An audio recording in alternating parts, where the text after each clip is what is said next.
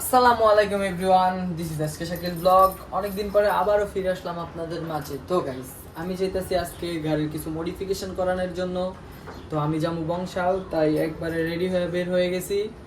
তো এই যে আমার হেলমেট, তো এখন চলে যাব। তো চলেন।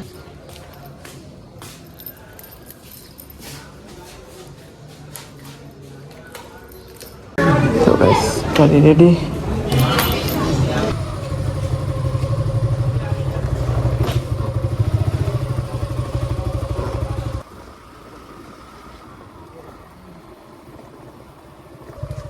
আর কি নাতি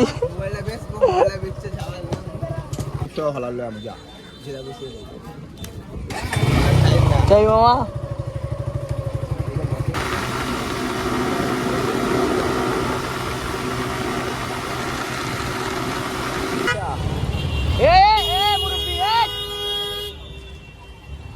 ওই তো হানি ফ্লাইওভারের সামনে আইসা পড়ছি। কারণ হানি ফ্লাইওভার দিয়ে যাবো। তো এভরিওয়ান, হানি ফ্লাইওভারে তো আসছি, বাট এত পরিমাণে জ্যাম, দোনো রাস্তা ব্লক হয়ে রয়েছে। তাই আমরা জ্যাম ঠেলার পরে এখন যাইতেছি। তো গাইস, গাড়িতে এখানে সমস্যা দিতে প্রায় বংশালের কাছাকাছি আওয়ার পরে। তো বন্ধু বলছে যে টাঙ্কিটা খুলে চেক করতে, করলাম, দেখি এখন কি হয়।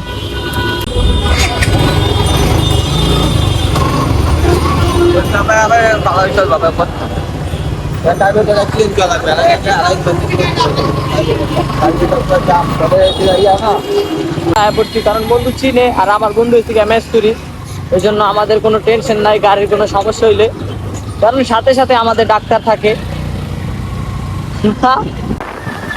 এখন যাইতেছি বংশাল। আসলে দাঁড়িয়েছি, এটা হচ্ছে তার এখনকার লুক। আর স্টিকার লাগানোর পরে আপনাদেরকে লুক দেখাইতেছি। এটা এখনকার লুক। জোয়ান তো লাইটের মডিফাই চলতেছে। দেন এই যে বড় ভাই, উনি মডিফাই করতেছে।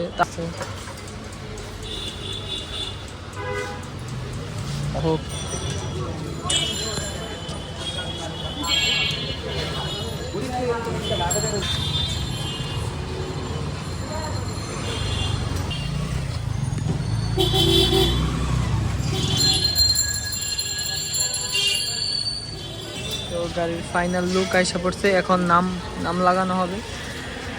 দেন তো এভরিওয়ান, ফুল মডিফিকেশন করা শেষ, নাম লাগাইছি। দেন কিট লাগানো হয়েছে, এটা লাগানো হয়েছে, স্টিকার 2 কালারে করানো হয়েছে।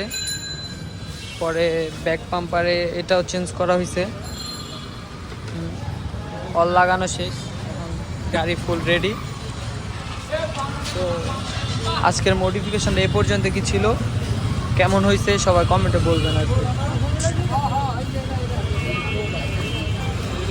তো এভরিওয়ান, স্টিকার করানোর পরে, লাইট লাগানোর পরে, অল মডিফাইয়ের পরে, তো ভাবলাম যে আমরা একটা ব্যান্ড পাইপ ইউজ করি। সবাই যখন ইউজ করে, তো আমরা একটা ইউজ করি।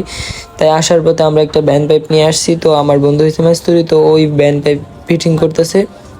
তো আজকের ব্লগটা এই পর্যন্ত কি ছিল। সবাই ভালো থাকবেন, সুস্থ থাকবেন, আল্লাহ হাফেজ।